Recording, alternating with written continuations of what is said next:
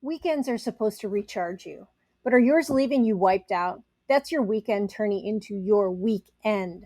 Between the late nights, the sweet and salty snacks, and maybe one too many cocktails, your body doesn't get the rest it needs. By Monday, you're dragging instead of thriving. But here's the good news: you don't have to give up your weekends to feel better. Let's talk about a few simple swaps that can help you start the week strong.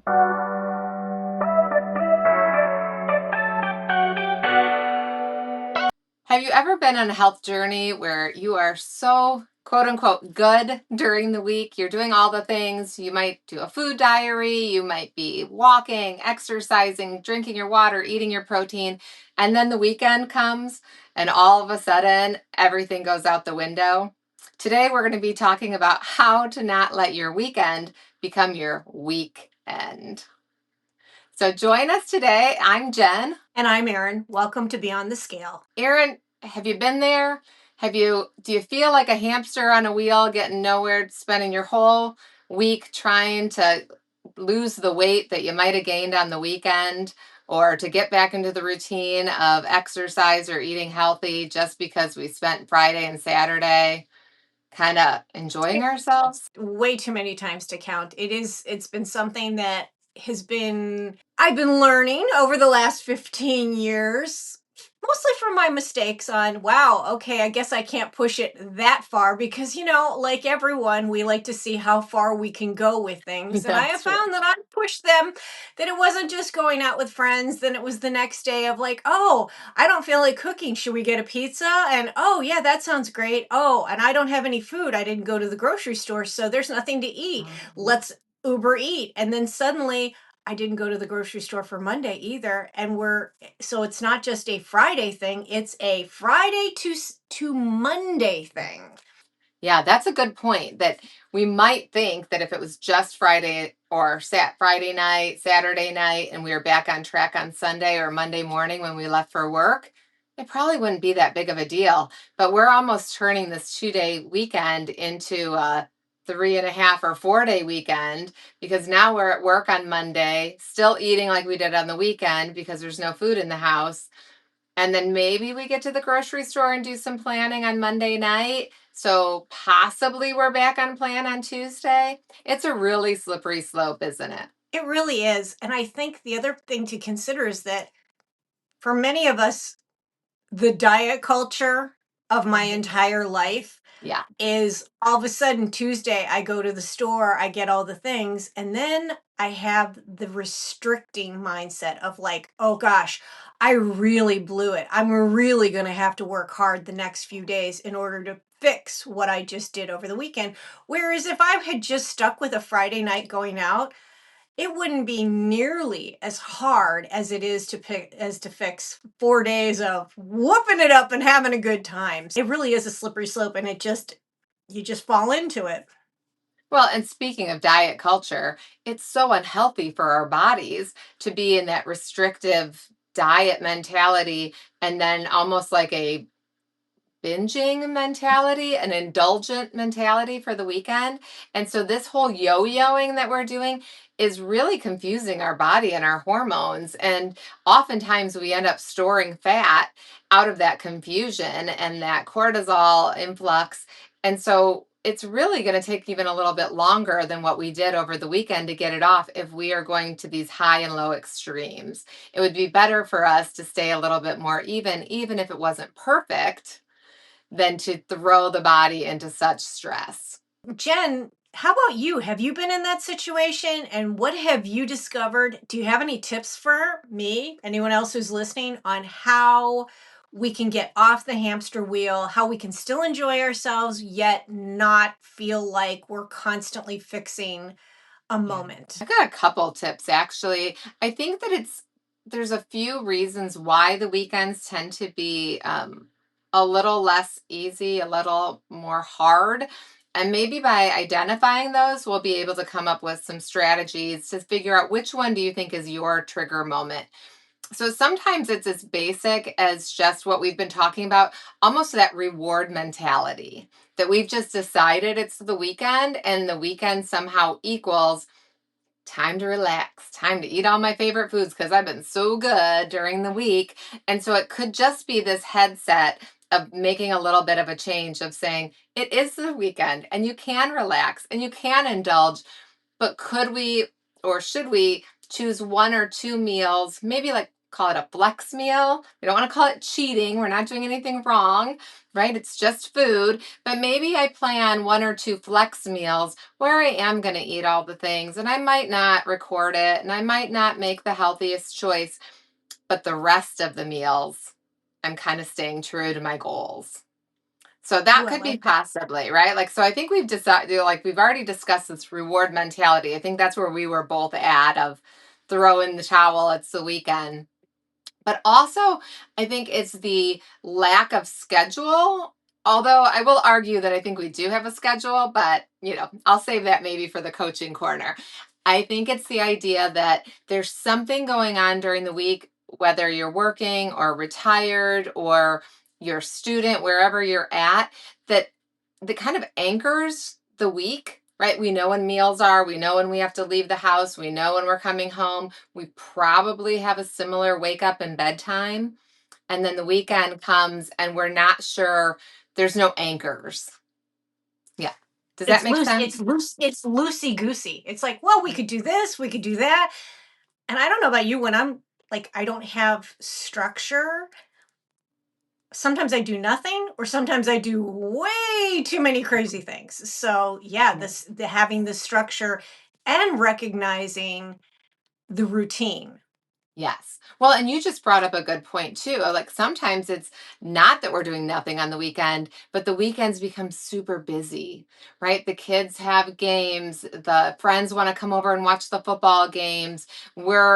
Oh, I've got to get to that craft store, that antique shopping, or it's the flea market time, the farmers markets, whatever. And oh, we got to meet that friend for dinner.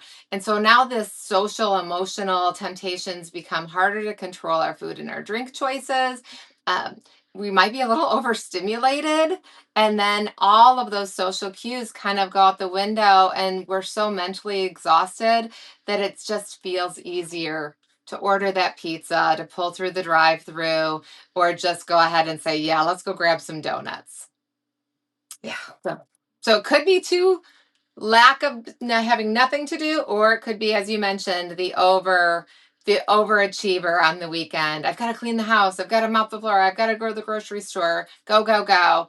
All of these, or both of these I should say, are going to affect our mood, right, and our energy Yes. levels. We could be turning right into our emotional eaters that we've talked about a couple podcasts ago. And I found that when I overdo it with food that is not my cooking, I tend to feel sluggish. And when I feel sluggish, then I don't want to do anything. I mean, I literally just want to like binge watch some TV and do the bare minimum. Mhm. So, really recognizing that sometimes when you go a little overboard, that it can affect how you think about things as well. And possibly we might not sleep as well because now we've been eating Yes. all of these sugary treats or carbs or cocktails that our body isn't used to. And so now I might spend the night tossing and turning, which most of us know leads to some unhealthy choices in the morning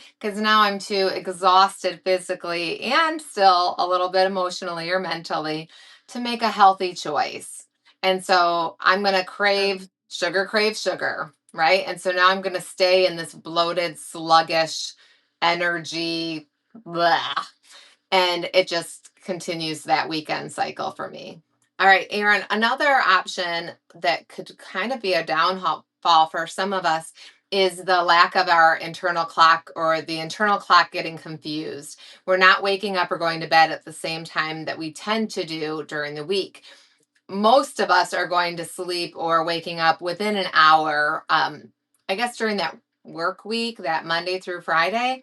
And then the Yeah. weekend comes and we want to stay up later. Maybe we're out socially or we want to sleep in. How does that affect you? Usually Saturdays, I want to take a nap because I have to get up so early to go to work on Saturday morning that Same. you even earlier than me, that there's times when I don't want to do anything on Saturday, and sometimes even Friday night. I'm ready to go to bed super early, knowing that I have to get up earlier than the next morning. So it kind of does throw it off. And they say that if you the best way to get a good night's sleep is to have consistency of when you wake up and when you go to bed. So when that gets messed up on the weekends, I can totally see that being an issue. And then I get cranky, and then nobody wants that. I know sometimes on Saturday morning, most Saturday mornings when my alarm goes off, I schedule in some snoozes. And so Yeah. my first snooze, I might actually fall back asleep. And then the second snooze, I just lay there and I think about my schedule for the day and I plan if there's going to be a nap or not. And like I'm already thinking about a nap and I haven't even like taken a step out of bed. And probably most health people in the health world will tell you don't hit snooze. Like snooze is a no-no, and we should just get out of bed as soon as we can. But no, I daydream about that nap all day long. And then if something happens and I can't have it, cranky. I love that you daydream about I taking a do. nap. I mean, a lot of people daydream about food they're going to eat that day, but Jen, you're thinking Oh, about your sleep. You're like, yeah, oh, I'm going to get a really good nap I love today. a good nap. I I love do a too. good nap. Uh, so I guess our tip for if the internal clock is changed, and I get it, it's the weekend and we might be traveling or kids games, grandchildren, work, all of that, we want to go shopping, we want to socialize, we want to go out to dinner or breakfast or lunch or all the meals. Probably one helpful thing would be to say, can I keep that can I keep my sleep schedule within like an hour of where it is the rest of the time, right? Because we've seen the consequence, we've seen the result of what happens when we're all loosey goosey. So what if Yeah. we just experimented with, okay, I'm going to sleep in 40 minutes. I'm going to go to bed an hour later than I do during the work week so that I can stay up.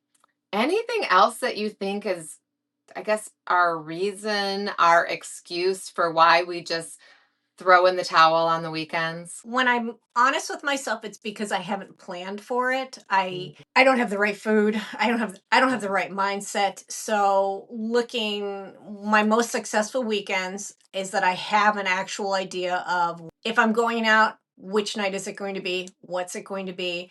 And then actually thinking out, well, okay, what else can I have to create a balance? So on Thursdays, I stop and I think, and I ask my husband, hey, what are we going to do this weekend? Get an idea what he wants, get an idea of like, if I'm cooking this weekend, do you want me to cook? Sometimes I want to cook, sometimes I don't.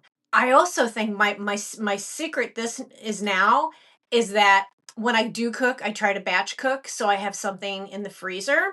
Yeah. But then I also have a backup of something that is so stupid easy that I Mhm. can whip up that is like, that it's faster than ordering out or, delivery or any other thing like that. I've got like three different things that are my go-tos that I can whip up and have within a half an hour. And they're foods that we actually like, where it's like, oh yeah, that does sound appealing. But I kind of hold those as the emergency, Okay. like, okay, this is when I know I don't have any energy. I have no bandwidth for this. This is what I can do. How about you? What do you do? Well, you just reminded me what oftentimes I think for me, as especially with Saturdays being a work day for both of us, I pass a lot of fast food restaurants between work and Yes. home. And Yeah. so trying to figure out, okay, I have to bring something with me. I often have numerous cups with me when I'm going into work because I know that I get thirsty. And if I don't have it with me, I'm not going to drink water. And so I've got that down pat, but I've had to learn to bring a protein drink, hard boiled eggs, string cheese, beef jerky, whatever that might be, so that on my way home, I have something to kind of satisfy me. But occasionally I'll come home and my husband will have made a veggie tray or he's picked up a veggie tray, almost like we're having a party, but it's just us. And now I the love that. carrots and the cucumbers are all cut up. And sure, there's some kind of dip, but pickles and olives and all of that. And then this becomes that easy grabbing, mindless like snack as we're Hmm. going. So that can be That's a really great idea. helpful. Yeah, so right, like know your own bandwidth. Do I need to do another grocery store trip on my way home Friday? Do I need to order some groceries? Do I need to treat myself like a party and, buy a fruit basket, a fruit tray, a veggie tray, something like that? Or, as you said, have those emergency meals in the freezer or just in the fridge ready to go, I think is great. So, we might need to do a little bit of planning. What's my weekend look like? Am I going out or am I going to be home and now I need something for home? My last tip when it comes to the weekends, it's a hard one, but I think we have to pay attention and notice if we're actually hungry. When you go to the movies, it's like you have to Yes. have popcorn, but you don't actually really like the popcorn. But because you're there, you feel like you have to have it. And I Well, and that's another thing we do on the weekend, right? How many of us are going to the movies during the week? So now that environment of that habit loop that we often talk about, or just that think, feel, do, and then like throw in the environment of smelling popcorn, watching football games, we're a football watching family. So, football might be on all afternoon on Sunday. Now last week the Bears won and it was okay, but sometimes it's like a rough keep going and almost out of the excitement of the game or the disappointment of the game, we need snacks. I need appetizers. What dips are we going to make? And so that environment has changed and now all of a sudden that habit or those routines of this is what we do when we're at the movies. This is what we do when we watch football come into play. So my last strategy really is to could you be mindful to just say, "Hey, I'm not really hungry right now. Maybe I don't need a snack." how many of us eat because it's there, not because we're hungry? There were many years in my life that I don't think I ever ate out of hunger. It was because it was just, it was theirs. I was thinking about what you said about football, and somebody had said, "Oh, football equals crock pot."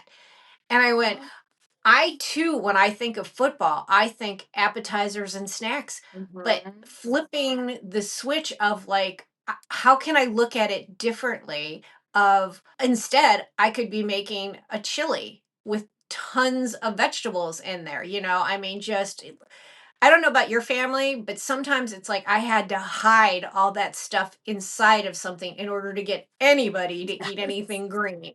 So, well, okay, so shh, don't tell anybody. I do hide it from myself. It's like, oh, okay, yeah, I'm not really eating this, but it's in Yeah, there. it's in there. I need those vitamins. Really, we're not saying the weekends have to be perfect. We're not perfect. Our weekdays don't need to be perfect. But consistency, checking in with ourselves, as you mentioned, those are going to be some really helpful strategies. And the weekends don't need to be our weekend, they don't need to derail us. It might just mean a few quick little tweaks. Can this weekend, right? Maybe not all my weekends, but this particular weekend, can I wake up fairly around the same time? Or can I go to bed within an hour of normal? Could I plan one flex meal where it's an indulgence and I'm going to just not feel bad about it? Could I plan one crock pot meal or one snack, one freeze ahead that's already ready for me to go? And then paying attention to that idea of am I just rewarding myself because it's the weekend or am I actually hungry? I like the flex meal idea, and I like what you just said about it's kind of like you're picking one from column A, one from column B, one from column C, so that you're like, all right, I'm going to have a little bit of everything. Because when we tell ourselves we can't have those things, that's when we want it 10 times more. So planning to actually have it, getting in, enjoying it, but then creating the balance and then also knowing yourself. I mean, like, you know what? I'm not going to work against myself. I'm going to work with what works for me. So I like that. Good. That's a good tip, Jen. Those times that we're out with friends, you're at a restaurant, you're at the theater, even at the kids' soccer game, again, fix choosing that one thing that we want to do. Like, what's important to us at this point? Is it the sitting and socializing? Is it having that cocktail? Is it I'm not really even hungry because I've just been snacking all afternoon while I was sitting at home. So paying attention to that and just, meeting our body where it's at. Those little tiny tweaks could really end in big results as we head into the next week. Waking up Monday morning feeling proud of ourselves, not feeling bloated and swollen and disgusting because of all the things that we ate, but looking back and being like, wow, I had a really great weekend and I ate some really yummy food along the way, but I'm ready to get back to my normal during the week routine. That is such a way more positive way to think about it. Mm. And it would be where you would actually want to keep going because you feel momentum and you feel positive instead of feeling after you've had one of after you've gone on a bender Mhm. with the food and the alcohol and the lack of sleep and the having a good time, which is wonderful. But when you've been on that bender situation, you don't feel good. Where if you could at least create some balance, then you start to feel like, you know what? I haven't given up my momentum. My Mhm. momentum is still alive and well. And when we have momentum, we are far more likely to want to keep going. In conclusion, enjoy the weekends. Know that the good news is the weekends don't have to derail us, don't have to be our weekend, but could just mean a few small tweaks, doing something instead of all or nothing, right? Stop Like it. that whole throwing in the towel and let's just keep going. Love to hear how your weekends work. Welcome to our first Mindset Minute with me, Jen, your certified health and wellness coach. So, after a weekend of eating out, relaxing on our routines, many of us feel like it's kind of natural to want to jump on that scale first thing Monday morning. But for a lot of us, it could be doing some more harm than doing us any good. Oftentimes, that Monday number is most likely full of water retention from all of the salty foods that we ate, the sugar, maybe even the alcohol. It's not true weight gain, but that number can still feel discouraging and mess with our motivation, possibly even triggering some guilt and shame, and most likely that what's the point mindset. Instead, if you really want to get on the scale, give yourself a couple of days to reset, hydrate, and move your body. A midweek weigh in tends to be a better baseline, a little bit more accurate, and probably a less emotional choice. Thanks for tuning in to Life Beyond the Scale, where midlife women can come for real talk on health and where you're always more than a number. If you've enjoyed today's episode, don't forget to subscribe and follow so you never miss out on the conversation. See you next time.